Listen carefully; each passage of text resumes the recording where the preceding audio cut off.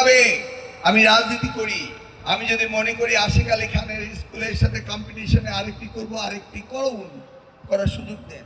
নাম পাল্টালে তো হয় না। রাজনীতিবিদদের প্রথম এই নৈতিকতা, তাদের যে মানে দূরদৃষ্টি, এটা চেঞ্জ করতে হবে। আমাদের দেশে রাজনীতিবিদরাই চেঞ্জ হচ্ছে না, সেই জন্য তোমাদের লেখাপড়া গতানুগতিক রয়েছে। তুমি যদি ওই সাউথ আফ্রিকার জোহান্সবার্গের তাদের যে ঢাকা ইউনিভার্সিটির মতো তাদের যে পাবলিক ইউনিভার্সিটি সবচেয়ে বড়, ওইটার গেইটে লেখা আছে, একটি জাতিকে যদি ধ্বংস করতে হয় তাকে পারমাণবিক বোমা নিক্ষেপ করো না, তাদের শিক্ষা ব্যবস্থাকে ধ্বংস করে দাও। বুঝতে পেরেছ?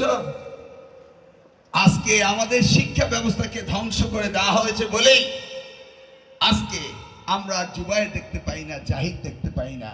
ওই 2-4 জন আমরা দেখতে পাই কোথেকে জানো? ওই ঢাকা শহরে আফ্লুয়েন্স সোসাইটি থেকে। এই সমবন্টনে বিশ্বাসী ছিল না ওই সরকার। ক্যাটাগরিক্যালি তারা এই গ্রামের জনপদের লেখাপড়াকে উপেক্ষা করেছে। এই যে আমাদের টিচাররা রয়েছে, টিচারদেরকে সঠিকভাবে কোনো ট্রেনিং এর ব্যবস্থা করা হচ্ছে না। আমি প্রথম তোমাদের এমপি, তোমার আব্বা মারা ভোট দিয়ে আমাকে এমপি মন্ত্রী বানিয়েছিল, আমি প্রথম শিক্ষক নিবন্ধন নিজে করেছিলাম।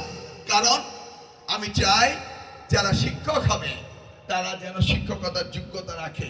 সেই জন্য পরীক্ষার মাধ্যমে ওই যে ওখানে বসে আছে, তারা বিদেশে আছে, সেখানে যদি একজন বুঝা মানে কি কষায়, একজন ইলেকট্রিশিয়ান যে বাড়ির ইলেকট্রিসিটি, একজন প্লাম্পার যে লাইন ঠিক করে দেয়, একজন হেয়ার কাটার যে চুল কাটে, একজন ডাক্তার যে ডাক্তার হয়, সকলেরই লাইসেন্স লাগে।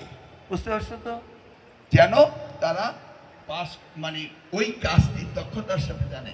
আমি সেই জন্য ব্যবস্থা করেছিলাম যে শিক্ষক যারা নিয়োগ হবে সেই শিক্ষকরা যেন তারা একটি লাইসেন্স পায়। এই লাইসেন্স পেলে তারা শিক্ষকতা করতে পারবে। নাকি শিক্ষকের যদি কোয়ালিটি না ইমপ্রুভ করে তাহলে ছাত্ররা তো ভালো করতে পারবে না। সেই জন্য এটা করেছিলাম। নেক্সট কে প্রশ্ন করবে?